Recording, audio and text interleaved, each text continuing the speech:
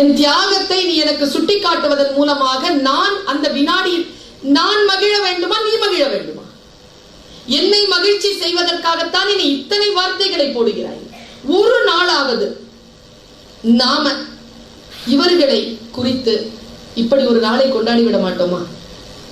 எனக்காகவே என் வாழ்க்கையில் எல்லாவற்றையும் இழந்தாயே, எல்லாவற்றையும் எனக்காகவே இழந்து விட்டு வந்தாயேன்னு ஒருத்தவன் நம்ம சொல்ல முடியுமா? நம்ம வாழ்க்கை நாம் அடுத்தவர்களுக்காக பயன்பட்டு பயன்பட்டு பயன்பட்டு போகக்கூடிய சூழ்நிலையில் நான் சொல்லுகிறேன் குழந்தைகளே, பெண்களே, இந்த வருஷம் 2 தீர்மானத்தை கையில் எடு. ஒன்று, பாதுகாப்பாக இருப்போம். மற்றொன்று, ஆரோக்கியமாக இருப்போம். ஆரோக்கியத்தையும் பாதுகாப்பையும் கையில் எடுக்கக்கூடிய ஒரு ஆண்டாக இதோ இந்த 2018ஆம் ஆண்டு இருக்கட்டும். நம்மை நாமே சுயமரியாதையுடன் பார்த்துக் கொள்ளுகின்ற நாளாக இன்றைய நாள் இருக்கட்டும். பல நேரங்களில் பெண் அப்படின்னாலே பாருங்களேன், ஆண் அப்படின்னா கொம்பு இருக்கு தெரியுமா?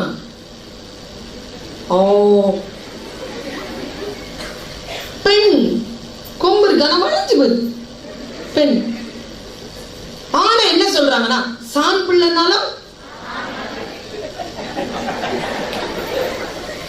18 வயசு பிள்ளைக்கு 4 வயசு துணையா, 4 வயசு துணை. ஏன்னா அவன் ஆண், நம்ம பெண். 2 வீலர் ஓட்ட முடியலங்க, ரோட்ல சைக்கிள் ஓட்டுறவன் தாண்டி போறான். ஏன்னா 7 வயசு அவனுக்கு, எனக்கு 40. ஆனா நான் பெண் இல்லையா? ஐயோ பிள்ளைக்கு மேல பற்ற போதுன்னு சொல்லிட்டு சாஞ்சு போயிட்டு நான் சாஞ்சு போயிட்டேன்.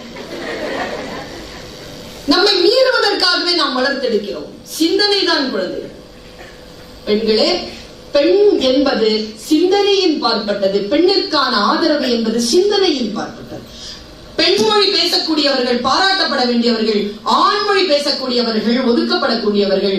ஆண்மொழி பேசக்கூடிய பெண்கள் நம்மிடையில் உண்டு, பெண்மொழி பேசக்கூடிய ஆண்கள் நம்மிடையில். பெண்மொழி பேசுகிறார்களா என்பதை நாம் கவனமா பார்த்துக்கிட்டே இருக்க. ஜோராஜ் ஆகட்டும் அல்லது விநாயகம் ஐயா ஆகட்டும், யாராகட்டும், கொஞ்சமாவது கண்ணிய குறைவாக பெண்களை குறித்து பேசுகிறார்களோ என்று கண்குத்தி பாம்பா பார்த்துட்டு இருந்தாங்க. ஒரு வார்த்தை வரலையே. எனக்கு ரொம்ப சந்தோஷம்.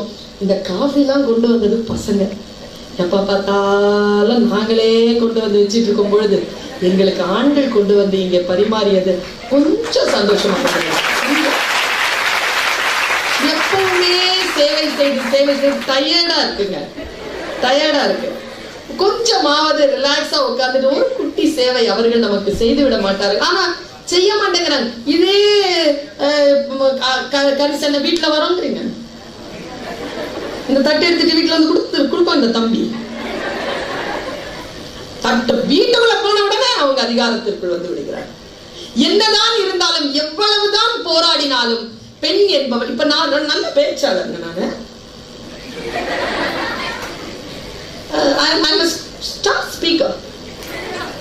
உலகமெல்லாம் வலம் வரக்கூடிய ஒரு வெற்றி பெற்ற பேச்சாளர் இருந்தாலும் பேச்சு துறையில் என்னுடைய பெயர் என்ன தெரியுமா? பெண் பேச்சாளர் தான். நான் பெண் பேச்சாளர். அதுவே ஒரு ஆண் பேசினால் அவன் ஆண் பேச்சாளர் இல்லை, அவர் பேச்சாளர். நான் வந்தா அது பெண் பேச்சாளர். எவ்வளவுதான் போராடினாலும் நான் என் உடலையும் சேர்ந்து சுமக்க வேண்டியதாக இருக்கக்கூடிய அந்த பேரியர் இருக்குல்ல, அது விலகணும். அவர்கள் தன் அம்மாவை பற்றி பேசுகின்ற அந்த வினாடியில் என்னன்னு தெரியல, எனக்கு என் அம்மா ஞாபகம் வந்துட்டா. என் அம்மா திருநெல்வேலிக்காரி, 85 வயசு இருக்கும் பிள்ளைகளா. அவர் இறக்கும் பொழுது அப்பொழுது எனக்கு 25 வயது. என்னை கேட்டா, நான் அப்பதாங்க பிறந்தேன். அவளை நான் கடைசியாக சந்தித்த அந்த நாளில் நான் பிறந்தேன். அவ சருகு மாதிரி கிடங்குறாங்க. நான் போய் அவளுடைய உடலை சுத்தம் செய்ய, உணர்வோடு தான் இருக்கிறாள், சுத்தம் செய்ய. அம்மாமா என்ற என்ன மாதிரியே அவங்கள மாதிரியே இருப்பாங்க. நான் அப்படியே டிட்டோ. அவங்க இப்படி சாஞ்சிருக்காங்க, நான் இப்படி நிக்கிறேன். அந்த ஒரு போட்டோ இருக்குது, பார்த்தா நான் வயதானால் அப்படித்தான் இருப்பேன், இவர் இளமையில் இப்படித்தான் இருப்பார். அப்படி இருப்போம் நாங்க 2 பேரும். என் பாட்டியினுடைய அடுத்த ஜென்மம் மாதிரியே நான் இருப்பேன். சருகாக கிடக்கிறாள் பாட்டி. போய் உடலை நான் சுத்தம் செய்றேன், டவல் பாத் கொடுக்குறேன். அந்த அந்த கிழவி அந்த டைம்ல சொன்ன வார்த்தை என்ன தெரியுமா? கதவுலாம் மூடி இருக்கா பாருங்களேன். பெண்ணுக்கு உடல் உணர்வு என்கின்ற பயிர்ப்பு இருக்குல்ல, சாகும் அந்த வினாடி வரைக்கும் போறது இல்லை. எல்லாம் மூடி இருக்கா, கதவுலாம் மூடி இருக்கா? மூடி இருக்காமம்மா, தொடச்சிக்கிட்டே இருக்கேன். அப்போ இந்த தோல்ல ஒரு காயத்தை பார்த்தேங்க. ஒரு காயம், ரொம்ப சருகா இருக்கிற காயம். அதை நான் தொட்டேன். அது எல்லா உடம்ப தொடர ஒன்னும் அசைவில்லை. அது தொட்ட உடனே எங்க அம்மா கண்ணை முழிச்சு இப்படி இப்படி என்ன அம்மா இவ்வளவு ஆழமான ஒரு காயம் இருக்கு? அதுவா? அது ஒண்ணும் இல்லை, அது ஒண்ணும் இல்லை. அம்மா இது எப்போ வந்துச்சுன்னு சொல்லி ரொம்ப பள்ளம் விழுந்திருக்கேன். என்னது இது? நான் பார்த்ததே இல்லையே உங்ககிட்ட. என்னது இதுன்னு கேட்டேன். அப்ப எங்க அம்மா சொல்லிச்சு, உங்க தாத்தா இருக்கார்ல, அவரோட எனக்கு கல்யாணம் பண்ணும்போது எனக்கு 9 வயசு. எங்க அம்மாவுக்கு 9 வயசுல கல்யாணம் ஆயிருக்கு. 13 வயசுல அவங்க பூ பெய்திய பிறகு அவங்க வீட்டுக்கு கூட்டிட்டு போயிருக்காங்க. அன்றைக்கு சாயந்தரம் அவங்களை கூட்டிட்டு போகும்பொழுது அந்த பூவெல்லாம் போடுவாங்க முஸ்லீம்கள். பூவெல்லாம் போட்டு கூட்டிட்டு போகும்பொழுது பூ நிக்கல பிள்ளைகளுடைய உடம்புல. போட்டு போட்டு பார்த்துருக்காங்க, இல்லாம இருந்தா பின் அடிச்சிருக்காங்க பாருங்க. ஒரு பொம்பளை உள்ள சேர்த்து அடிச்சிருச்சு, சதையோட சேர்த்து அடிச்சிருச்சு. அம்மா ஒண்ணுமே சொல்லலையா, அப்படியே உட்காந்துருக்காங்க. நேரா எங்களுடைய அப்பா அம்மா அங்க போறாங்க. அம்மா அப்பா அங்க அவர் அந்த ராத்திரி 7-8 மணிக்கு அந்த ரத்தத்தை பார்த்து, அந்த பூக்கு மேல ரத்தம் அப்படியே கசிஞ்சிட்டே இருந்த பார்த்துட்டு சத்தம் போட்டு வெளில ஓடி இருக்காரு. எல்லாரும் வந்திருக்காங்க, அதனால வந்த காயம் அப்படின்னு சொன்னாங்க அம்மா. நான் சொன்னேன், அப்புறமா எப்போ சந்திச்ச அம்மா அப்பாவை அப்படின்னு கேட்டேன். அதுவா, அது ஒரு 3 மாசம் ஆயிடுச்சு. இந்த காயம் ஆறதுக்கு 3 மாசத்துக்கு அப்புறமா போயிட்டேன். நான் அவங்க வீட்டுக்கு போயிட்டேன், மாமியார் வீட்டுக்கு போயிட்டேன். சரி, முதல்ல உங்க கணவர் உன்னிடத்தில் எதை குறித்து பேசினார்? ஏன்னா இவ்வளவு பெரிய ஆக்சிடென்ட் நடந்திருக்கு, ஞாபகம் இருக்கு பாருங்க. அந்த அம்மாக்கு 13 வயசுல நடந்தது அப்படியே வெளிச்சமா ஞாபகம் இருக்குங்க. பெண் பாருங்க, அவ சொன்னா, யாருக்கிட்டே சொல்ல மாட்டியே. நான் எங்க சொல்லிட்டு இருக்கேன்? சொல்ல மாட்டேன், சொல்லு. நான் இது உங்களிடத்தில் சொல்வதற்கு ஒரு காரணம் உண்டு, ஒரு சுயநலம் உண்டு. பெண்ணாக ஒரு சுயநலம் உண்டு. இவர்கள் மீதுக்கான கோபத்தில் தான் சொல்கிறேன். எங்க அம்மாவை பார்த்து ஃபர்ஸ்ட் டயலாக் ஒண்ணு கொடுத்துருக்கிறாருங்க. நீ ரொம்ப நல்ல பொண்ணு. நான் சொன்னேன், இது போங்கு. அவருக்கு எப்படி தெரியும் நீ நல்ல பொண்ணுன்னு? உங்களுக்கு நீ நல்ல பொண்ணுன்னு எப்படி தெரியும்? இது அழுகுனி ஆட்டம், நான் ஒத்துக்க மாட்டேன். நீ நல்ல பொண்ணுன்னு அவங்களுக்கு எப்படி தெரியும்? அன்னைக்கு தானே பாக்குறாரு. இல்ல, எனக்கு அவ்வளோ ரத்தம் வெளியில வந்த போது கூட நான் உண்மையை வலியை சொல்லல. வலியை சொல்லாததனால் நான் நல்ல பிள்ளைன்னு சொன்னாரு. உடனே தன் கையில இருந்த மோதிரத்தை எடுத்து என் கையில போட்டாரு. நான் இன்னைக்கு வரைக்கும் அந்த மோதிரத்தை போட்டுட்டு இருக்கேன். இது வரைக்கும், இந்த வினாடி வரைக்கும் எனக்கு 5 பிள்ளைகள் பிறந்தார்கள். நான் யாரிடத்திலும் இந்த காயத்தை குறித்து பேசியது. ஏன்னா என்னுடைய கணவர் எனக்கு ஒரு சர்டிபிகேட் கொடுத்துட்டாரு. அந்த காயத்தை நீ யாருக்கிட்டையும் சொல்லல, அதனால நீ நல்ல பொண்ணுன்னு சொல்லிட்டாரு. அதனால அந்த அம்மா சொல்லவே இல்லை. அந்த மோதிரத்தை வாங்கி வச்சுக்கிட்டு இருக்கு பரிசா. அன்னைக்கு அன்னிலிருந்து 3 நாள்ல சாவுறாங்க. அன்றைக்கு அந்த மோதிரத்தை கழட்டி என்கிட்ட கொடுத்துட்டு, யாருக்கிட்டையும் சொல்ல மாட்டேன்னு சொன்ன வலிய சொல்லிட்டேன்ல, இனி எனக்கு இந்த மோதிரம் வேணாம். இந்த மோதிரம் ரொம்ப கஷ்டப்படுத்திட்டு இருந்துச்சுப்பா, ரொம்ப நாளா போட்டுட்டு இருக்கிறேன் நான். இந்த வலியை சொல்லாமலே இன்னைக்கு சொல்லிட்டேன், இதை நீ வச்சுக்க அப்படின்னு சொல்லிட்டு கொடுத்துட்டு, என் அம்மா என்கிட்ட சொன்ன ஒரே வார்த்தை, என்ன மாதிரி வலிச்சா அமைதியா இருக்காத, கத்துன்னு சொல்லிச்சு.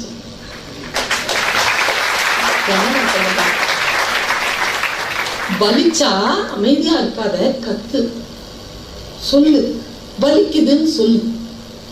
சைலண்டா வலியை பொறுப்பதனால் நீ பெரிய தியாகி ஆயிட்டு பட்டொலி வீசி பறக்கிறதுக்காக உன் சமாதி மேல ஒரு கொடி நட்டுதான் வைப்பாங்க, உனக்கு நிறைய நகை நட்டு கொடுப்பாங்க. ஆனால் அதற்காக வலியை சொல்லாமல் இருக்காதே என்று சொன்னால் என் தாய். நான் கையில வச்சிருக்கீங்க என் நகை பெட்டியில அந்த நகை இருக்கு. இன்றும் என் அம்மம்மாவினுடைய அந்த வலியை, இந்த குழந்தை பருவத்தில் அவள் அடைந்த வலியை, அது சொல்லாததனால் கிடைத்த பரிசு பொருளாக தவித்துக் கொண்டிருக்கக்கூடிய அந்த மோதிரம் சத்தமும் கூச்சதுமாக என் நகை பெட்டிக்குள் நான் பூட்டி வைத்தேன். வலிச்சா கத்துங்க, சொல்லுங்க. உங்களுக்கான சிக்கல்களை சொல்ல தெரிந்து கொள்கின்ற பெண்கள் தான் வாழ்க்கையில் ஜெயிக்கிறார்கள். குழந்தைகள் அடுத்தவர்களுடைய பாராட்டுக்காகவே சரிந்து போகக்கூடியவர்கள் நாம இருக்கிறோம். கம்ஃபர்ட் ஜோன்ல இருக்கணும். இந்த வயசுல உங்களை இன்னொரு ஒரு விஷயத்துல விடுதலை செய்கிறேன். இந்த வயசுல யாரும் என்னிடத்தில் இப்படி பேசியது கிடையாது. உங்களுக்கு நான் ஒரு வலியில் இருந்து உங்களை விடுதலை செய்கிறேன். பெண் என்பது ஒரு அற்புதமான மகிழ்ச்சிக்குரிய ஒரு விஷயமானால் அது வலியாகவே பன்னெடும் காலமாக இருக்கிறது என்றால் அந்த வலியில் இருந்து நாங்கள் எப்படி விடுதலை பெறுவது? வலியில் இருந்து விடுதலை பெறுவது என்பது என்ன? தைரியமாக இருங்கள், ஆரோக்கியமாக இருங்கள். அழகாக இருக்க வேண்டும் என்ற அவசியம் கிடையாது, நேர்மையாக இருங்கள். யாவனாவது உங்களை பார்த்து ஏய் நீ ரொம்ப அழகா இருக்க அப்படின்னு சொன்னான்னு வச்சுக்கோங்களேன், அப்படின்னு போவாங்க. நிதானி ஏன் நம்ம கிட்ட சொல்றான், என்ன பிரச்சனை? உன் பாதம் பட்ட இடத்தில் நான் சாதம் போட்டு சாப்பிடுவேன் அப்படின்னு கவிதை எழுதுனான்னு வச்சுக்கோயேன், சொந்தமா அலுமினிய தட்டு கூட வாங்க துப்பு இல்ல உனக்குலாம் எதுக்குடா கவிதைன்னு மனசுல நினைச்சுக்கோ. சேர்க்காத, டோன்ட் டிசைட். இந்த வயசு இருக்குல்ல, இந்த பெரிய வயசை விட்டுடுங்க. சின்ன குழந்தைகள் இருக்கிறீங்கல்ல, இது இல்ல வாழ்க்கை. நீங்கள் துணையை முடிவு செய்யும் வயது. முனியனோ சனியனோ எவனோ இன்னும் வந்து சேர போகுது. அது நம்மளை விட்டு எங்கேயோ போவார், கண்டிப்பா நம்ம தலையிலன்னு வந்து விழும். அது வரைக்கும் கொஞ்சம் வெயிட் பண்ணி ஜாலியா இருந்துட்டு போங்க, சும்மா அதெல்லாம் சிக்கிக்கொள்ளாது. உங்களுடைய வாழ்க்கையில் நீங்கள் சாதிக்கக்கூடிய வயதாக, ஆரோக்கியமாக விழிப்புணர்வு அடையக்கூடிய ஒரு சூழ்நிலையாக இந்த வயதை பயன்படுத்திக் கொள்ளுங்கள்.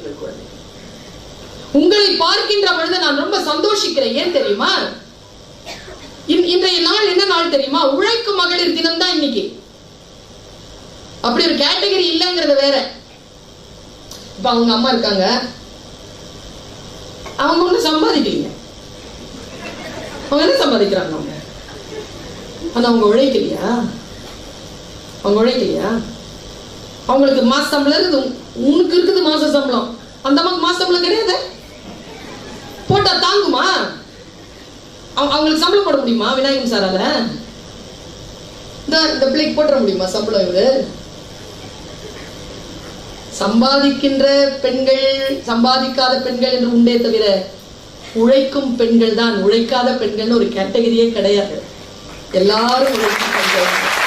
உழைப்பிற்கு சம்பாத்தியம் கிடைக்கும் பெண்கள், உழைப்பிற்கு சம்பாத்தியம் கிடைக்காத பெண்கள், அவ்வளவுதான். எல்லோரும் உழைக்கத்தான் செய்கிறோம். அந்த உழைக்கத்தான் செய்யக்கூடிய உங்களுடைய மனதில் இருந்து ஒன்றை நீங்கள் விடுதலை செய்து கொள்ளுங்கள். அன்பு பெருக்கெடுக்குதா? அன்பிற்கான எதிர்பதம் என்ன குழந்தைகளை? என்ன பெண்களை சொல்லுங்க, அன்பிற்கான எதிர்பதம் என்ன? வெறுப்பு, கோபம், என்னங்க சும்மா சொல்லுங்க. அன்பிற்கு எதிர்ப்பதம் பொறாமை, ஏமாத்துறது. நான் ஒண்ணு சொல்லவா? இதெல்லாம் அன்பு காயப்படுகின்ற பொழுது, அன்பு பாதிக்கப்படுகின்ற பொழுது எழக்கூடிய வினைகள். இதெல்லாம் எதிர்ப்பதம் இல்ல. அன்புக்கு எதிர்ப்பதம் என்ன தெரியுமா? லேட்டா வரவங்களை வேடிக்கை பார்க்காம நான் பேசுறது கேளு. அன்புக்கு எதிர்ப்பதம் என்ன தெரியுமா? சொன்னா பயந்துருவ. தியானத்தோடு உட்கார்ந்து யோசித்தால் காலிலிருந்து தரை நழுவி விடும். அன்பிற்கு எதிர்ப்பதம் அலட்சியம். நீங்கள் யாரேனும் அன்பு செலுத்துவதற்காக இவர்கள் தகுதி இல்லை என்று நினைத்து விட்டால் ஜஸ்ட் இக்னோர் them.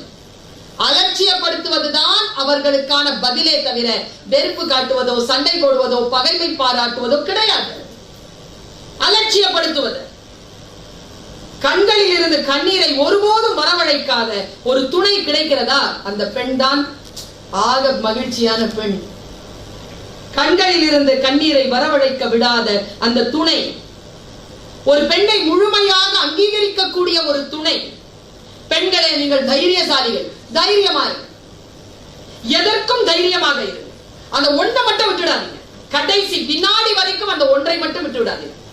வாழ்க்கையில் எவ்வளவு சிரமங்கள் வேண்டுமானாலும் வரலாம். என்ன உனக்கு 2000 ரூபாயில இருந்து 20,000 ரூபாய் பிரச்சனை, அந்த மனுஷனுக்கு 2 கோடி ரூபாயில இருந்து 20 கோடி ரூபாய் பிரச்சனை. அவ்வளவுதான். எல்லாருக்கும் பிரச்சனை இருக்கு. எல்லாருக்கும் பிரச்சனை இருக்கு. என்ன 2 ரூபாவா 200 ரூபாவா 2000 ரூபாவா 2 கோடியா 20,000 ரூபாவா 2 லட்சமான்றதுதான் பிரச்சனை தவிர எல்லோருக்கும் சிக்கல்கள் உண்டு. ஆனால் எந்த சிக்கல்கள் வந்தாலும் பெண்களே நீங்கள் தைரியத்தை மட்டும் விட்டு விடாதீங்க. மனதிலே தைரியத்தை கொண்டு எதிர்கொள்ளு. சூழலை எதிர்கொள்ளு. சூழலை எதிர்கொள்வதுதான் ஒரு பெண்ணிற்கான மிக எழுச்சியான தருணமே தவிர தப்பிப்பது அல்ல. அழகா இருக்கணும்னு முயற்சி பண்ணாத. இந்த வயசுல இருக்குல்ல, இந்த வயசுல எல்லாரும் டிஃபால்ட்டாவே அழகா தான் இருப்போம். குரங்குட்டியை பார்த்திருக்கியா? என்ன பியூட்டியா இருக்குங்க. பன்னி குட்டி அதை விட அழகா இருக்கும். கழுத குட்டியை பார்த்திருக்கியா? கியூட்டா இருக்குங்க. அழகாக இருப்பது என்பது இளமை தருகின்ற மிகப்பெரிய வரம். நீ முயற்சி செய்தெல்லாம் அழகாக இருப்பதற்கு ஒன்னும் பாடுபடாது. சிம்பிளா இருக்கு. சிம்பிளா இருக்கிறதே போதுமானது. ஆரோக்கியமாக இருக்கிறாயா? அதை பார். கண்ணு 2 கண்ணாடி இல்லாம தெரியுதா? வாய்க்குள்ள 32 பல்லம் இருக்குதா? ஒபிசிட்டி இல்லாம இருக்கிறியா? மென்சுலேஷன் சரியா வருதா? படுத்தா தூக்கம் வருதா? சீக்கிரமா டயர்ட் ஆக மாட்டேங்கிறியா? நீதான் அழகி. நீதான் அழகி. யாராவது பேசுனா புரியுதா? நீ பேரழகி. மத்தவங்க புரிஞ்சுக்கிற மாதிரி பேச தெரியுதா? நீ பிரபஞ்ச அழகி. இவ்வளவுதாங்க வாழ்க்கை. ஆரோக்கியமாக இருப்பதும், எதை சொன்னாலும் புரிந்து கொள்வதும், எது சொன்னாலும் மற்றவர்கள் புரிந்து கொள்ளுகின்ற வகையில மிக ஷார்ட் அண்ட் ஸ்வீட்டா ஒரு விஷயத்தை சொல்லிட்டு போறது. இந்த தன்மை இருக்கிறதா, நாம் இந்த உலகத்தை ஆழ்வதற்கு தயாராகி விட்டோம் என்று பொருள். பல நேரங்களில் எனக்கு நானே நான் சில விஷயங்களை கற்றுக்கொள்கிறேன். நீங்கள் இதோ காலையில 7:30 மணிக்கு வரீங்க, சாயந்தரம் 7:30 மணிக்கு வீட்டுக்கு போறீங்க அல்லது ரூமுக்கு போறீங்க. என்ன கற்றுக்கொள்கிறீர்கள்? நான் சொல்லவா? டெய்லி ஒரு கிளைண்ட், ஒரு 20 கிளைண்ட சந்திப்பீங்களா? ஒருத்தர். ஒவ்வொருத்தரையும் நீங்க ரொம்ப அழகா ஒரு சப்ஜெக்டா எடுத்தீங்கன்னு வச்சுக்கோங்களேன், உங்க துறையில நீங்க எவ்வளவு வளரலாம் தெரியுமா? இது ஒரு வாய்ப்பு உங்களுக்கு, கற்றுக்கொள்வதற்கான வாய்ப்பு. நான் இந்த வளாகத்திலிருந்து உள்ளே நுழைந்து உட்கார்ந்து இவர்களிடத்தில் பேசி இங்க வந்து இருக்கின்ற இந்த இருப்பு வரைக்கும் நான் கற்றுக்கொண்டே இருந்தேன். எது நிகழ்ந்து கொண்டிருக்கிறது, யார் வந்து கொண்டிருக்கிறார்கள், என்ன பேசிக் கொண்டிருக்கிறார்கள், அவர் பேசிய பேச்சிற்கான பின்புலம் என்ன, ஏன் இப்படி பேசுகிறார், இவருக்கான உள்நிலையில் என்ன அன்பு இருக்கிறது, எதை வியாபாரமாக நினைக்கிறார், இது என்ன பள்ளிக்கூட வளாகம், இது எப்பொழுது வந்தது, இதனுடைய எல்லாம் ஓடிட்டு இருந்த அலர்ட்னஸ். பல பெண்கள் அலர்ட்டாவே இல்லை. அதுதான் நம்முடைய மிகப்பெரிய சரிவிற்கான காரணம். ஒரு நாள் இப்ப மதுரையில நான் பேசுறேன், ஒரு 10 நாளுக்கு முன்னால. நம்ம உள்ளங்கூட நான் அதை பகிர்ந்துக்கிறேன் உங்ககிட்ட. எந்த ஒரு விஷயத்தையும் ஷார்ப்பா கத்துக்கோ. ஒரு கிளைண்ட் வராங்களா, அதை எடு இதை எடுன்னு சொல்றான். இப்போ அதெல்லாம் இல்ல, எல்லாமே டிஸ்பிளேல வச்சுட்டீங்க, செல்ஃப் சர்வீஸ். ஆனாலும் சில பேர் நிப்பீங்க, சில பேர் அங்க நிப்பீங்க. அது விற்பனையில இவங்க எல்லாம் டிஸ்பிளேல வச்சது காரணம் என்ன தெரியுமா? அதெல்லாம் நமக்கு ஒரு விதத்துல டிஃபீட் தான். நமக்கு ஒரு விதத்துல அது பின்னடைவுதான். இந்த மாதிரி எல்ஐசியை விற்க சொல்லுங்களேன் பாப்போம், பாலிசிய ஏஜென்சி இல்லாம முடியாது. என்ன தெரியுமா உருவாக்குங்க. உங்களுடைய இந்த வளாகம் இருக்குல்ல, அந்த நிறுவனம் இருக்குல்ல, அதுக்குள்ள நீங்க போனீங்கன்னா, நான் இல்லைன்னா சேல்ஸ் டவுனா இருக்கும். நான் உள்ள வந்தேன்னா சில நிர்வாகத்துக்கு சொல்ற மாதிரி உங்களுடைய என்ட்ரி இருக்கணும் உள்ள. அந்த என்ட்ரியை நீங்க கொண்டு வரீங்களா? பெண்களால் நிச்சயமாக இதை செய்துவிட முடியும். ஏனென்றால் கான்சென்ட்ரேஷன் அவ்வளவு அதிகம், நமக்கு அதிகம் கான்சென்ட்ரேஷன். நான் ஒரு நாள் படிக்கிறேங்க, படிச்சுட்டு இருக்கிறேன், மீட்டிங்க்கு போறதுக்கு லேட் ஆச்சு, லேட் ஆகிக்கிட்டே இருக்கு. 7 மணிக்கு போகணும், 7:30 ஆகுது, 7:45 ஆகுது, வரல. டென்ஷனா இருக்கேன். நான் டென்ஷனா இருந்தேன்னா எனக்கு படிப்பு போடாது. டிவி போட்டு டென்ஷனா இருக்கும்போது டிவி போட்டேன். டிவில ஏதோ ஒண்ணு வந்தது காட்சி, ஏதோ பெரிய விஷயத்தை கத்துக்கிட்டேன். இதோ உன்னிடத்தில் நான் இதை சொல்றேன். இந்த கான்சென்ட்ரேஷன் தான் இந்த வயதில் நான் இவ்வளவு வளர்வதற்கு காரணம். எதுவுமே கிடையாது. உங்ககிட்ட அந்த கான்சன்ட்ரேஷன் இருக்கா? என்கிட்ட இருக்கு. முன்னேறியவர்களிடத்தில் இருக்கிறது. கான்சன்ட்ரேஷன் தான், கவனம் தான். பெண்களே, கவனமாக இருங்கள். கவனத்தை சிதறடிப்பதற்கான சூழலை அனுமதிக்காதீர்கள். பாருங்க, உட்கார்ந்துட்டு இருக்க ஒரு இந்த மத சேனல், மத கருத்துக்கள் வரக்கூடிய சேனல் ஒண்ணு போட்டு, சரி நல்ல வார்த்தைகளை தான் கேட்கலாம் அப்படின்னு ஒரு அனிமேஷன் வந்ததுங்க. புதுசா ஒரு விஷயம் கத்துக்கிட்டேங்க. முடிஞ்சா உனக்கு நான் சொல்றேன், முடிஞ்சா கத்துக்கோ. நீ கத்துக்கிட்டேன்னு வச்சுக்கேன், இன்னிலிருந்து ஒரு 3 வருஷத்துல நான் வந்து பார்த்தேன்னா ஒருவேளை நீ வந்து இந்த முன்னணியில் உட்கார்ந்து இருக்கலாம், இல்லைன்னா இதே மாதிரி ஒரு கம்பெனியை இங்க தொடங்கி இருக்கலாம். அடுத்த கட்டத்திற்கு உன்னை நீ வளர்த்துக் கொள்ள முடியும். விஷயங்கள் புரிந்து கொள்வதுதான். வாழ்க்கையின் உயரத்திற்கு போவதற்கான எல்லைகளை தொடுவது, எது அவமானம் எது மானம் என்பது புரிந்து கொள்வது, எது தைரியம் எது மன தைரியத்தை குறைக்கக்கூடிய விஷயங்கள் என்பதனை தியானித்துக் கொள்வது. பாரு, நான் அந்த டிவியை பாக்குறேன், இது இவ்வளவுதாங்க கதை. ஒரு சின்ன பையன், ஒரு 8 வயசு பையன் விளையாடிட்டே இருக்கான். அவங்க அப்பா சொல்றாரு, போய் ஆடு மேய்ச்சிட்டு வா அப்படின்னு. ஆடு மேய்க்கிறதுக்கு அவன் உள்ள ஓடும் பொழுது கையில இருந்து ஒரு மியூசிக் இன்ஸ்ட்ருமெண்ட்டை எடுத்துட்டு ஓடுறான். அவன் பேர் தாவீது. அவன் போய் வியாழ் மீட்டிக்கிட்டே உட்கார்ந்து இருக்கிறான். ஆடுகள் எல்லாம் வந்து மேய்து, சாயந்தரம் ஆடுகளை ஓட்டிட்டு. இவன் யாழ் வாசிப்பதை அந்த மன்னன் கேட்டானாம். மன்னன் கேட்ட உடனே ஒரு நாள் மன்னனுக்கு ரொம்ப அப்செட்டா இருந்த உடனே ஒரு ஆளை அனுப்பி அந்த பையனை கூட்டம், அவன் நல்ல யாழ் வாசிக்கிறானேன்னு சொல்லி இருக்கிறார். இதெல்லாம் கதைங்க, இது வரைக்கும் கதை. பாடம் எங்க ஆரம்பிக்குது பாருங்க. அவன் வரான், வந்து யாழ் வாசிக்கிறான். ராஜா அப்படியே உட்கார்ந்துருக்காரு. அந்த ராஜா பேர் சவுல். அப்படியே உட்கார்ந்துருக்காரு. திடீர்னு ஒரு அனௌன்ஸ்மெண்ட் வருதான், பாலஸ்தீனத்திலிருந்து பெரிய படை வந்திருக்கு, நம்ம இஸ்ரவேலர்களை தாக்குகிறார்கள், நீங்க போய் ஆட்கள் எல்லாம் தயார் பண்ணுங்க அப்படின்ட்டு மெசேஜ் வந்த உடனே நேரா அரசர் வந்து ஆணையிடுறாரு, நீங்க எல்லாம் போய் அந்த ஆட்களை எதிர்த்து வாங்க, வீட்டுல இருந்து எல்லாரையும் கூப்பிடுங்க, போர் வீரர்கள் பத்தாது, எல்லாரையும் கூப்பிடுங்க. இந்த பையன் இருக்கான்ல, இந்த பையனுக்கு 7 அண்ணனுங்க, இவன் 8வது. இவன் என்ன செய்யறான், யாழ் வாசிச்சு முடிச்சுட்டு, ஐயோ அண்ணன்மார்கள் எல்லாம் போர்க்களத்துக்கு போயிருப்பாங்களேன்னு சொல்லிட்டு போர்க்களத்துக்கு வேடிக்கை பார்க்க போனான். அடிக்கோடு வேடிக்கை பார்க்க போறான். வேடிக்கை பார்க்க போகும்பொழுது ஒரு பெரிய சம்பவம் அங்கே நடக்கிறது. நல்லா ஞாபகம் வச்சுக்கோங்க, வாழ்க்கையில் நமக்கான திருப்பங்கள் ஏதாவது ஒரு சூழ்நிலையில் நடக்கும்.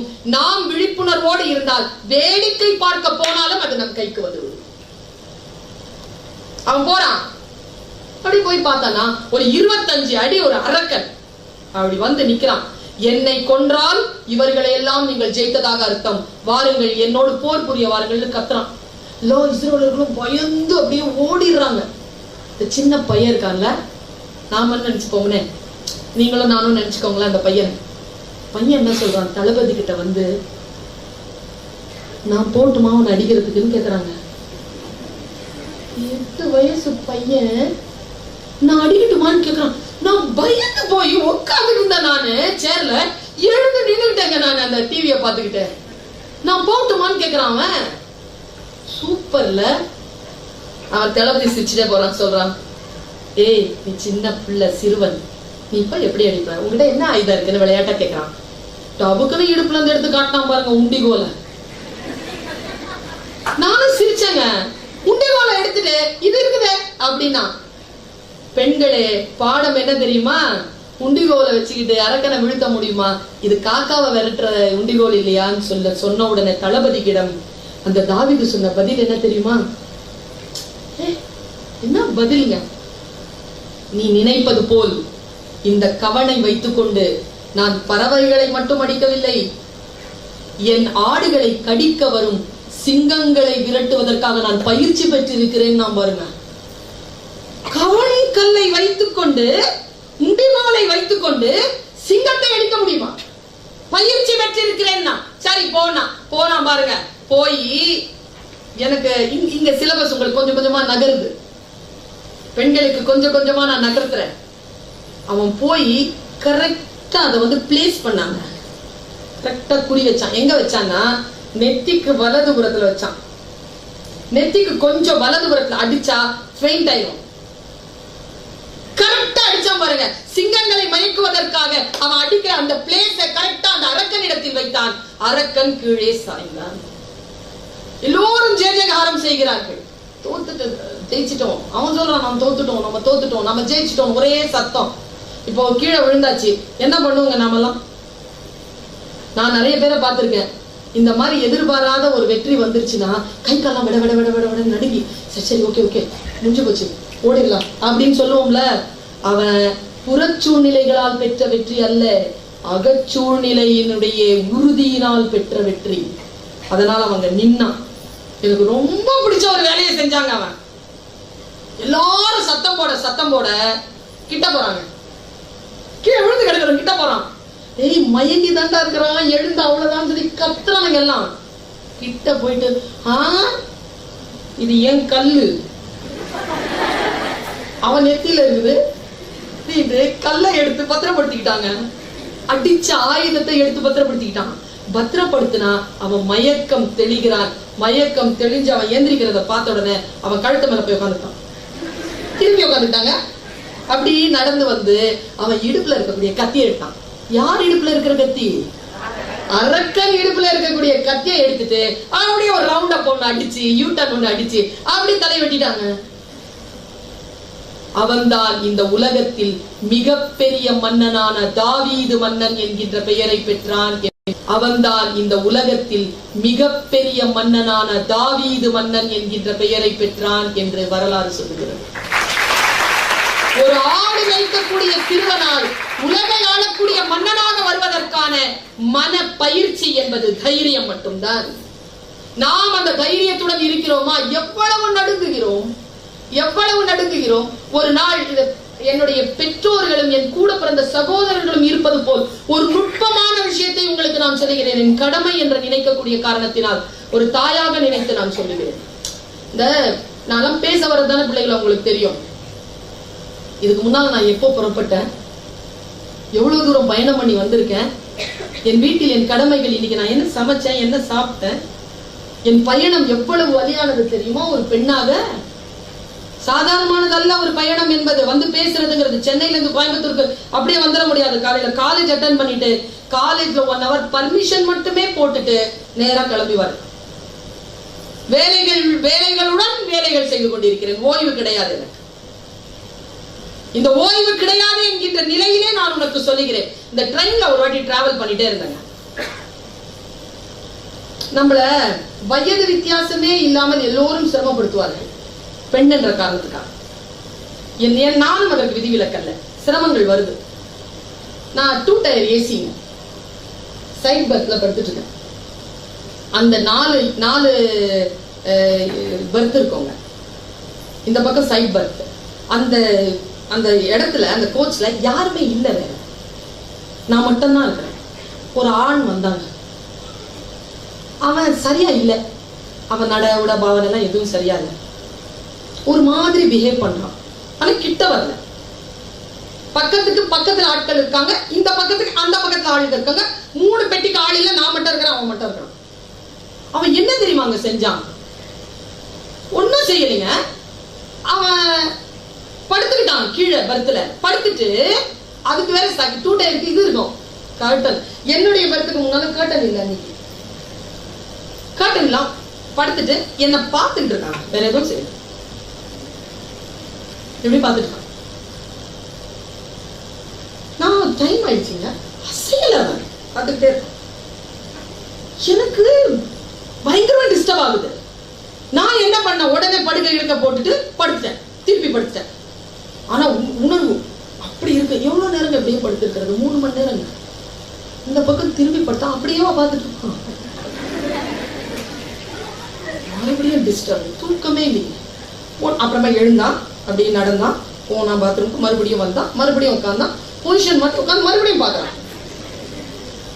எனக்கு தூக்கமே இல்லைங்க அன்னைக்கு நைட் எல்லாம். ஆனா அவன் கிட்ட வரல. கிட்ட வந்தான் அவன் செத்தான். அவன் கிட்ட வரல. ஆனா நான் ரொம்ப அலர்ட்டாதான் படுத்திருக்கிறேன். கிட்ட வரல.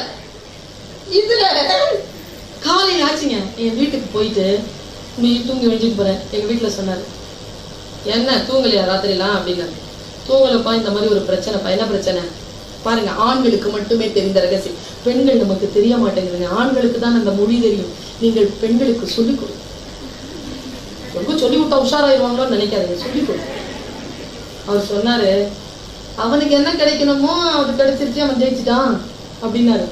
என்னப்பா அப்படி சொல்றீங்க, என்னை ஏப்பா இவ்வளவு இன்சல்ட் பண்றீங்கன்னு கேக்குறேன் நான். இல்லம்மா, அவன் நோக்கம் உன்னை டிஸ்டர்ப் பண்றதுதான், உன்னை தொடர்றது இல்ல. நீ அவனால டிஸ்டர்ப் ஆயிட்டல, அது அவனுக்கு போதும். அவன் ஜெயிச்சுட்டா, நீ தோத்துட்ட. நீ என்ன பண்ணிருக்கணும், நிம்மதியா படுத்து தூங்கி இருக்கணும். நீ தான் கிட்ட வந்தா அடிக்க தயாரா இருந்தல, கிட்ட வந்தா அப்புறம் அடிச்சுக்கலாம். அந்த வாழ்க்கைய வீணாக்குனே நீ, அந்த நைட்டெல்லாம் ஏன் வீணா போன? அப்படி வீணா போறதுதானே அவனுக்கு நோக்கமே. அவன் நோக்கம் ஈடேறியது. நீ அலட்சியப்படுத்தி இருந்தால் அவன் தோற்று இருப்பான். அவன் தூங்காமல் துடித்துக் கொண்டு இருந்திருப்பான். நீ நல்லா நிம்மதியா தூங்கி இருந்திருப்ப. வாழ்க்கையில் மற்றவர்கள் எதிர்க்கின்ற பொழுது அல்லது நமக்கு துன்பம் தருகின்ற பொழுது அதற்கான ஆயுதங்கள் எது என்று நமக்கு தெரியவில்லை. குழந்தை, பெண்களுக்கான ஆயுதங்கள் எது என்று சகோதரர்களை சொல்லிக் கொடுங்கள். ஆடையை முழுமையாக அணிந்து கொள்வதுதான் சுதந்திரம் என்பதனை சொல்லிக் கொடுங்கள். ஆடையை குறைத்து அணிந்து கொள்வது என்பது அடிமைத்தனம் என்பதனை சொல்லிக் கொடுங்கள். உடல் என்பது ஒரு பெண்ணுக்கு ஆயுதம் என்பதனை சொல்லிக் கொடுங்கள். இது சுயமரியாதையான விஷயம் என்பதனை சொல்லிக் கொடுங்கள். ஒரு பெண்ணிற்கு கேலி செய்வது பிடிக்காது என்பதை பெண்களை ஆண்களுக்கு சொல்லிக் கொடுங்கள். நமக்கு பிடிக்காது தெரியுமா? கேலி செய்தால் பிடிக்குமா? பிடிக்காதுங்க.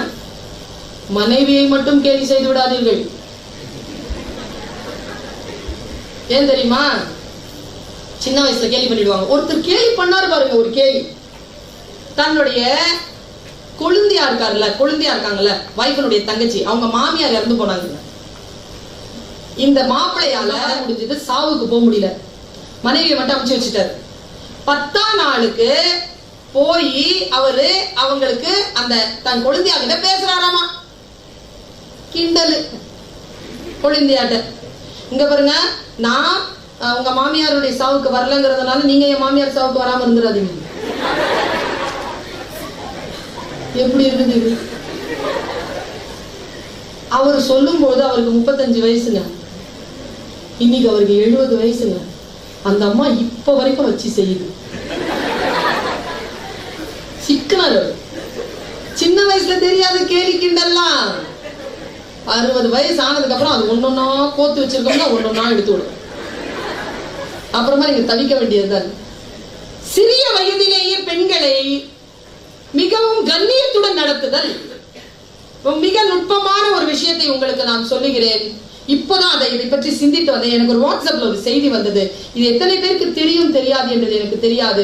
நிர்வாகத்தில் இருக்கக்கூடிய பெண்கள், மூத்த பெண்கள், அவர்களுக்கு மூத்ததாக இருக்கக்கூடியவர்கள், அவர்களை வழிநடத்தக்கூடியவர்கள் புரிந்து கொள்ளக்கூடிய விஷயம் என்பதற்காக நான் சொல்லுகிறேன். தமிழகத்தில் தற்கொலை செய்து கொள்கின்ற பெண்களினுடைய விகிதாச்சாரம் கூடிக்கொண்டிருப்பதற்கான காரணம் என்ன என்று ஆய்வு கொண்டிருக்கிறார்கள். ஸ்ட்ரெஸ்னு சொல்றாங்க. ஆண்களும் செத்து போகிறார்கள், அவர்களும் சூசைட் பண்ணிக்கிறாங்க. ஆனால் பெண்களுடைய விகிதாச்சாரம் அதிகமா இருக்கு. தீயிட்டு தற்கொலை செய்து கொள்கிறார். ஒரு போஸ்ட்மார்ட்டம் பண்ற ஒரு டாக்டர் சொல்றாரு, அந்த போஸ்ட்மார்ட்டம் பண்ணும் பொழுது 99.8 பெண்களுக்கு, 100 பேர் செத்துருக்காங்கன்னா போஸ்ட்மார்ட்டம் பண்ணும்போது 99.8 பேருக்கு கர்ப்பப்பையில் சினை முட்டைகள் இருக்கின்றன. அப்படின்னா மாதவிடாய் வருவதற்கு 2-3 நாட்களுக்கு முன்னால் இந்த தற்கொலை நடக்கிறது. இப்படி ஒரு ஆய்வு சொல்லப்பட்டது. ஆக மாதவிடாய் வருவதற்கு, மென்சுரேஷன் பீரியட் வர்றதுக்கு 3-4 டேஸ் இருக்குதா? உங்களுக்கு அந்த டேட்ஸ் தெரியுதா? உங்களுக்கு ஸ்ட்ரெஸ்ஃபுல்லா அன்னைக்கு நீங்க ஃபீல் பண்றதுக்கு ஆரம்பிக்கின்ற பொழுது அந்த நாட்களை சுய உணர்வோடு நோட் பண்ணி வச்சுக்கோங்க. தியானத்தில் இருங்கள், நல்ல மியூசிக் கேளுங்க, அன்றைக்கு 2-3 வேளை குளியுங்கள், உடற்பயிற்சி செய்யுங்கள், நல்ல இசையை கேளுங்கள், நல்ல தியானத்தையும் வழிபாட்டையும் முன்னெடுங்கள். இந்த கெக்க பெக்கன்னு சிரிக்கிற சேனல் இருக்குல்ல, அது ஒட்டு மொத்தமா உட்கார்ந்து பாருங்க. ஸ்ட்ரெஸ் பஸ்டர் பண்ணிக்கோங்க. அந்த 3 டேஸ் உங்களுக்கு அதாவது மாதவிடாய் ஆரம்பிக்கிற 3 டேஸ் கிடையாது, மாதவிடாய்க்கு முன்னால் இருக்கக்கூடிய 3 நாட்களில் நீங்கள் கவனமாக்குங்கள். யாருங்க இதெல்லாம் சொல்லித்தரா? நமக்கு சொல்லித் தருவதற்கே ஆள் இல்லையே. யோசித்து பார்த்தால் நமக்கான விடியல்கள் நம் கையில் தான் இருக்கிறது. ஆனா என்ன, நாம் எழுந்து நிற்க வேண்டும். நம் சுயமரியாதை இல்லாத விஷயங்கள் எங்கே நடந்தாலும், அது எனக்கு நடந்தாலும் சரி, அம்மாவுக்கு நடந்தாலும் சரி, இந்த தங்கச்சிக்கு நடந்தாலும் சரி, யாருக்கு நடந்தாலும் அது பெண்ணுக்கு நடந்தது, உனக்கு நடந்தாலும் அது பெண்ணுக்கு நடந்தது. பெண்ணுக்கு எதிராக இருக்கக்கூடிய விஷயங்களை நீ நிச்சயமாக மறுப்பதற்காகவும் எதிர்ப்பதற்காகவும் எதிர்கொள்வதற்காகவும் நீ தயாராக இருக்க வேண்டும். ஒன்னும் இல்லைங்க, இந்த மார்ச் 8 நாள் இல்ல, அதுக்கு முன்னால் ஒரு 20 வருஷம் பெரிய போராட்டம் ஒண்ணு நடந்தது. பஞ்சாலையில நடந்த போராட்டம் தான். ஆணுக்கும் பெண்ணுக்கும் சரிசமமாக கூலி வேண்டும் என்பதற்காக பெண்கள் உள்ளிருப்பு போராட்டம் நடத்தி பல பெண்கள் செத்து போனார்கள் அமெரிக்காவில். அதற்கான ஒரு நாள் தான். ஆணுக்கும் பெண்ணுக்குமான கூலி சமமாக வழங்கப்பட வேண்டும் என்று நாம் பேசுகிறோம் என்றால், அது சமமாக வழங்கப்படுகின்ற பொழுது இந்த நாள் பொருள் பொதிந்த நாளாக வருகிறது. ஆணுக்கும் பெண்ணுக்கும் சமமான கூலி வழங்கப்படுறதா? இது ஆம்பளை சமம் பொம்பளை சமம் இன்னைக்கும் சொல்றோமா இல்லையா? என்னமா என்னதான் இருந்தாலும் பொம்பளை சம தானே சொல்றாங்களா இல்லையா? பெண்ணிற்கான உடல் உழைப்பு மிக முக்கியம். நான் ஒண்ணு சொல்றேங்க, ஆண் உயிர் பெண் மெய். எப்படி புரிஞ்சுக்கிறீங்கன்னு தெரியல. ஆண் உயிருங்க, அவன் தனித்தும் இயங்குவான், உடலோடு சேர்ந்தும் இயங்குவான். ஆனால் பெண் என்கின்ற உடல் இருக்குல்ல, உயிரோடு சேர்ந்துதான் இயங்குவான். அவ மெய். கணவனுக்கு உடலை தருபவள், குழந்தைக்கு அவன் உடலை தருபவள். கணவனுக்கு தன் உடலை தருபவள், குழந்தைக்கு அவன் உடலை தருபவள். உடலாகவே இருப்பவள் பெண். அந்த உடலாக இருக்கக்கூடிய அந்த பெண்ணிற்கான இருப்பு அது மிக மரியாதைக்குரியது. ஆம்பளையும் பொம்பளையும் சரிநிகர் சமம் இல்லையா? பெண் உயர்வு தான். நீங்க ஆம்பளை உயர்வு இல்ல, ஆண் உயிர்.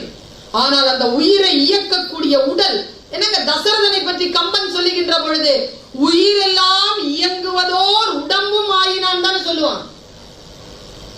மன்னர் உயிர்த்தே மலர்தலை உலகம் சொல்லி சங்க இலக்கியம் சொல்லுது. கிடையாது, மன்னன் உயிர் கிடையாது, மன்னன் உடல். தலைவன் என்பவன் உடல். உடல் இருந்தால் தானே இயங்க முடியும். பெண்களாகிய நாம் உடல். இந்த உடல் சார்ந்த சிந்தனையை மிகவும் ஆழமாகவும் புத்திசாலித்தனத்துடனும் முன்னெடுங்கள். உங்களுடைய உடலை நீங்கள் மரியாதை செய்யுங்கள். அலங்காரம் செய்து கொள்ள வேண்டிய அவசியம் கிடையாது. ஆரோக்கியமாக இருப்ப சூப்பர். எதுக்குன்னு சொல்லுங்க. 23 years old, slim, fair, domestically well trained, preferably home size, matrimony.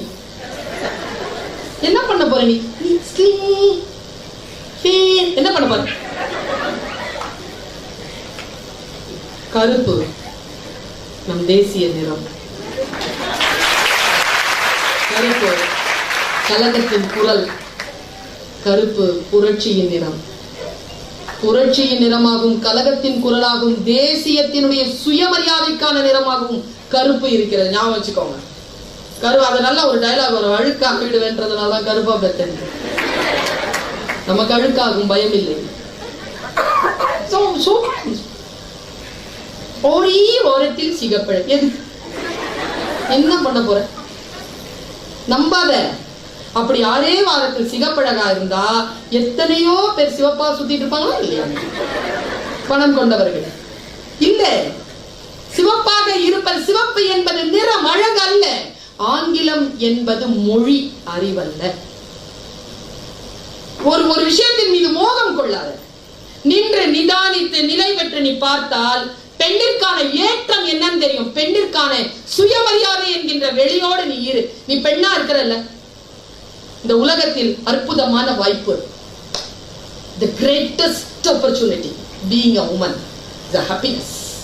Just enjoy that. நம்ம 4 பேர் நின்னோன்னு வச்சுக்கோங்களேன், சிரிப்போமா இல்லையா? இந்த 4 பேர் இங்க நிறுத்தி வைங்க, சிரிக்கிறாங்க. காலையில வந்த உடனே என்னடி இன்னைக்கு சாப்பாடுன்னு சொன்னாலும் சிரிச்சுக்கிட்டே கேட்போம். அவங்க கேட்பாங்க, என்ன வச்சுருக்காங்க, சாரி இப்படிதான் சுத்துவாங்க.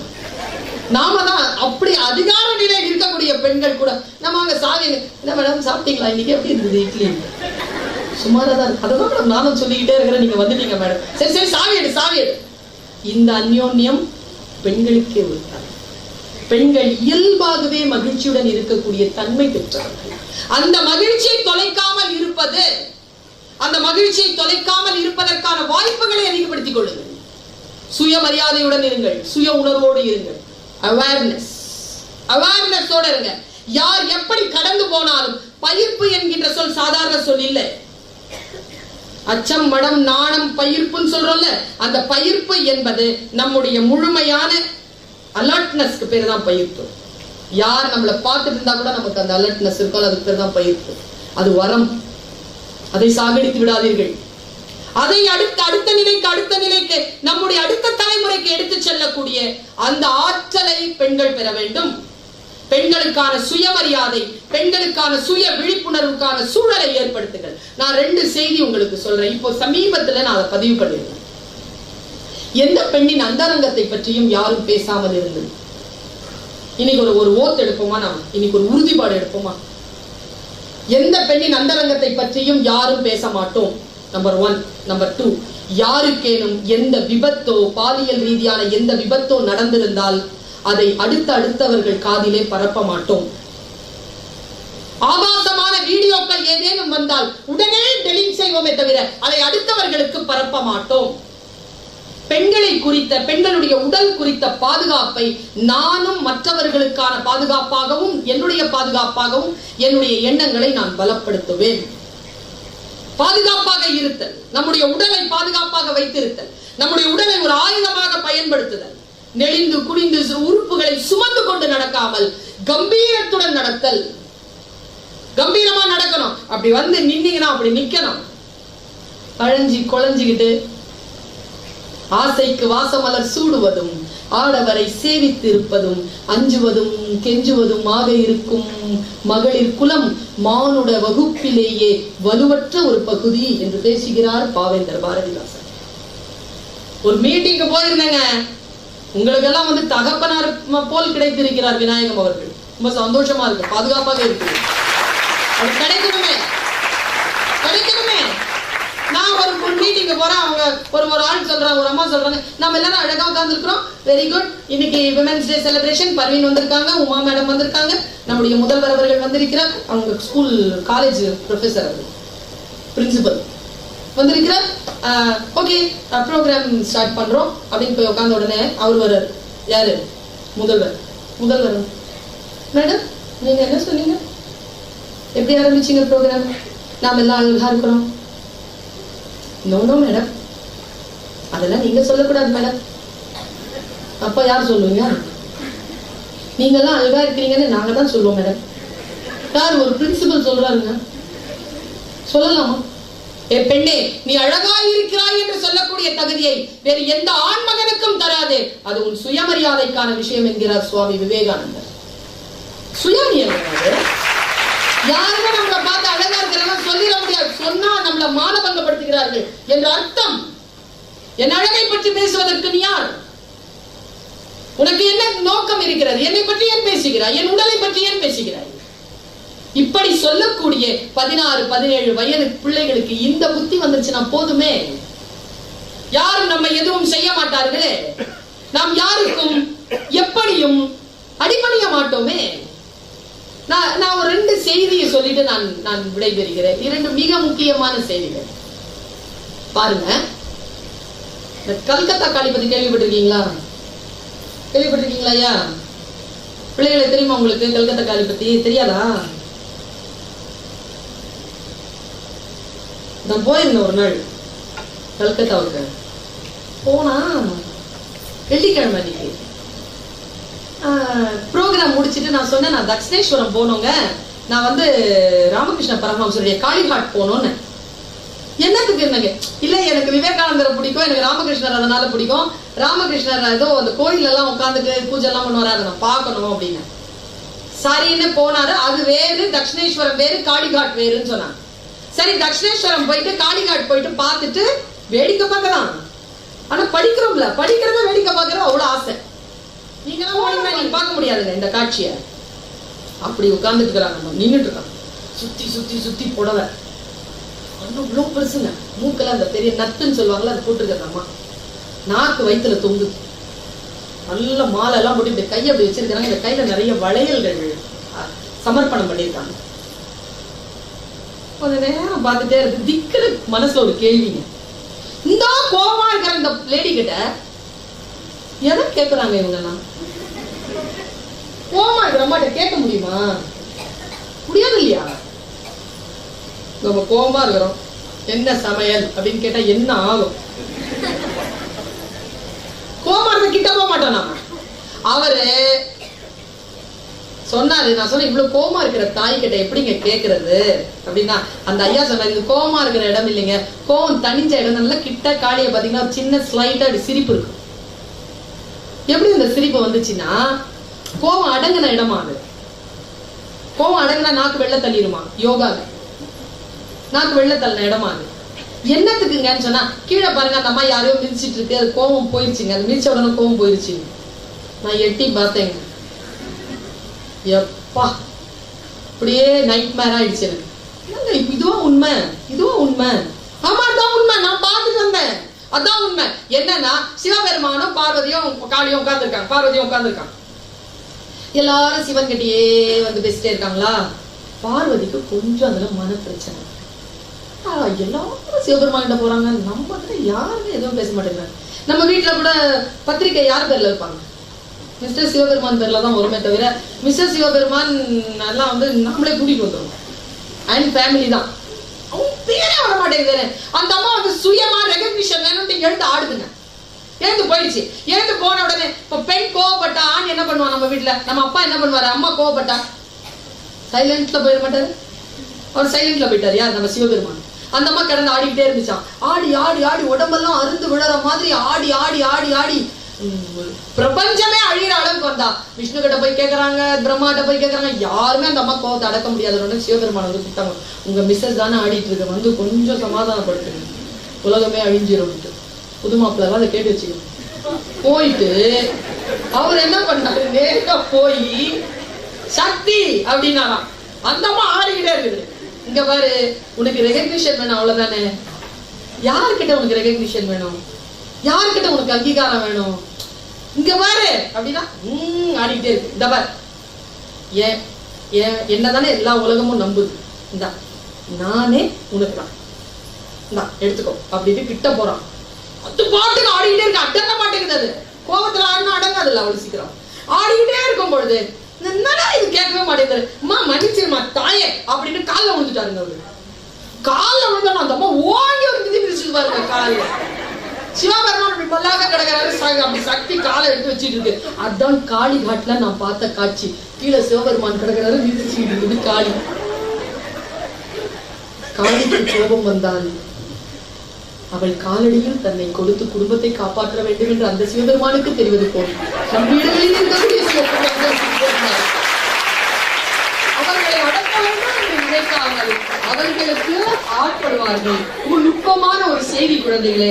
1709ஆம் ஆண்டு துருக்கியில் பிறந்த ஒரு மிகப்பெரிய ஞானி, சூஃபி ஞானி, அவர் சொன்னார், ரூமி என்பது அவர் பெயர், ஜலாலுத்தீன் ரூமி.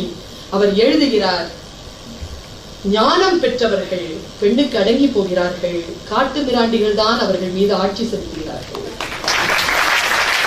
நான் இதை எடுத்துக்கிட்டு நேரா இவர்கிட்ட போனேன், கவி அப்துல் ரஹ்மான் கிட்ட. ஐயா, என்னையா பெண்ணுக்கு அடங்கி போறது ஞானம்ங்கிறாரு, பெண்ணை ஆக்கிரமிப்பு செய்வது காட்டு மிராண்டித்தனம் என்கிறாரு. ரூமி, எனக்கு விளங்கலையா, எனக்கு சொல்லுங்க. உடனே அவர் சொன்னார், அடி பெண்ணே, உனக்கு தெரியாதா, பெண்ணுக்கு அடங்கி போனால்தானே அவள் மீது ஆட்சி செலுத்த முடியும்.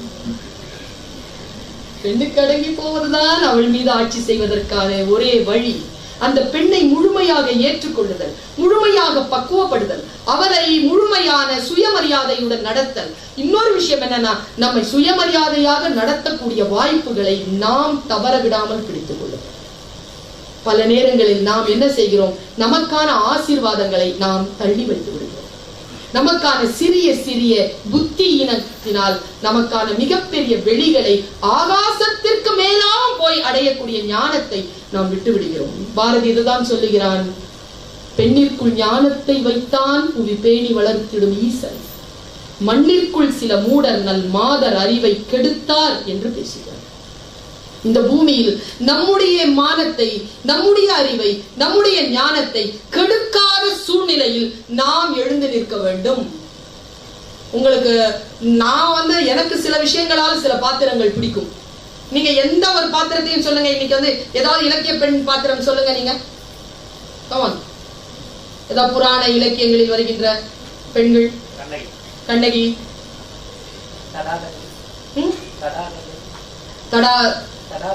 தடாதகை யார் அவங்க? யார் எந்த கான்டெக்ட்ல வராங்க அவங்க? தாடகையா தடாகையா? தடாதகை மீனாட்சியா? மீனாட்சி எனக்கு தெரியல. அவங்க நீங்க சொல்ற ரொம்ப ஜெனரலா சொல்லுங்க. ஓகே. எனக்கு தெரிஞ்சு இந்த நலாயினி, தமயந்தி, மண்டோதரி, சீத்தை, பாஞ்சாலி தெரிஞ்ச ஆட்களா சொல்லலாம்ல. எவ்வளவு பயத்துவாங்க. மாஸ்டரா வர இருக்கீங்க. அன்னைக்கு நான் தெரியல நமக்கு டீச்சர்ல நான் அதனால பிள்ளைகளை எச்சரித்தேன். இப்ப எல்லாம் கேரக்டர் வச்சு பாருங்களேன். எல்லாம் கஷ்டப்பட்ட பொம்பளைங்க.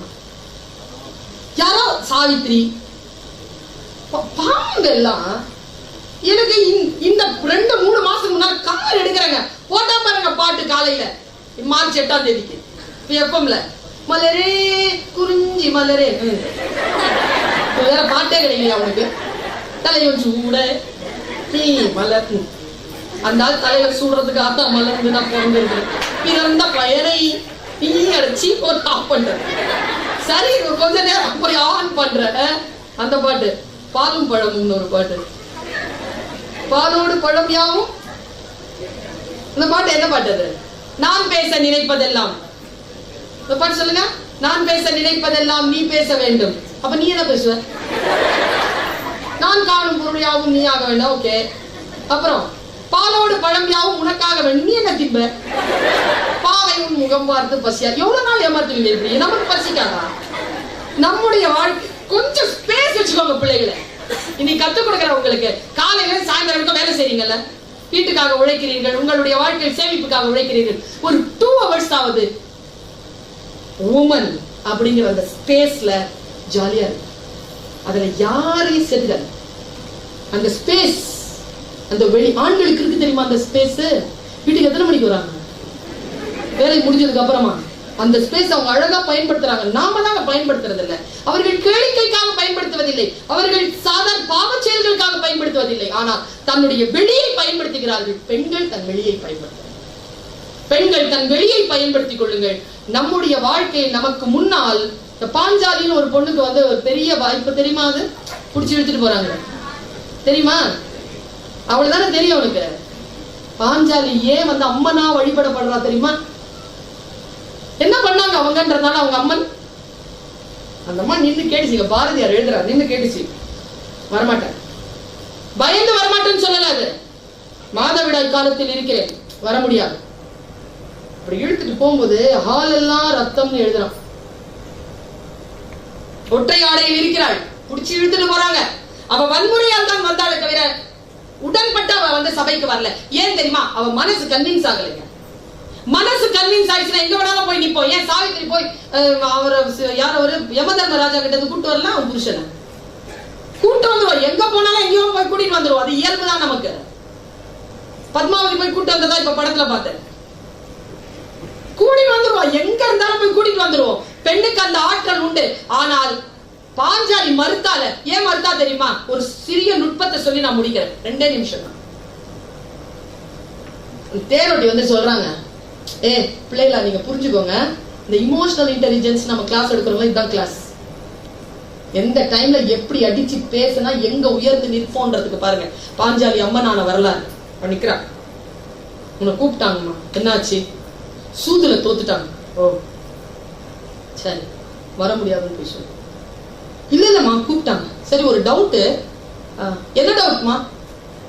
என்ன நடந்தது விளாவரியா சொல்லு. சொல்றான். இல்ல இல்ல எனக்கு டவுட் இன்னும் கிளியர் ஆகல. அந்த ஆள் இருக்காருல புருஷன், அவர் தன்னை முதல்ல வச்சு தோத்துட்டு என்ன தோத்தாரா? என்ன தோத்துட்டு அப்புறமா தன்னை தோத்தாரா? ஒரு பெண்ணுக்கு இருக்கக்கூடிய கேள்விங்க. கணவன் தன்னை இழந்த பிறகுதான் என்ன கொடுத்தானா, இல்ல ஃபர்ஸ்ட் என்ன அடகு வச்சுட்டான் அப்படின்னு கேட்ட உடனே அந்த ஐயா சொன்னாரு, எப்படிமா உன்னை முதல்ல வைப்பாரு? அவர் முதல்ல தன்னைதாமா இழந்தாரு. அப்புறமா தாமா உன்னை இழந்தாருடன் சிரிச்சுட்டே அந்த அம்மா சொல்லுச்சு, உனக்கு அப்படியே புரியும். நாயகர் தான் தம்மை தோற்ற பின் என்னை நல்கும் உரிமை அவருக்கு இல்லை. என்ன சாத்திரத்தால் என்னை தோற்றிட்டார்? பைலா என்னது ஏதாவது இருக்குதா? என்ன லால என்ன தோத்தாரு? புலை தாயத்திலே விலைப்பட்டவர் அவர். புவி ஆளும் திரௌபதன் கண்ணினான். அவர் புலை தாயத்திலே விலைப்பட்டவர். நான் மிஸ்ஸஸ் பாஞ்சாலி எல்லாம் கிடையாது, மிஸ் திரௌபதி. மியூச்சுவல் டைவர்ஸ் பேர் இருக்கு. மியூச்சுவலா ஒரு divorce கொடுத்துறாரு. I am not Mrs. Panjali, go to hell. I am Miss Draupadi. எங்க அப்பா திரௌபதன், நான் திரௌபதி. நான் ராணி. அந்த ஆள் அடிமை. அடிமைக்கெல்லாம் ராணிய வைக்கிறதுக்கான எந்த உரிமையும் கிடையாதுடா, போய் சொல்லுன்னு நின்னு கர்ஜிச்சாங்க அந்த பாஞ்சாலி அம்மன்.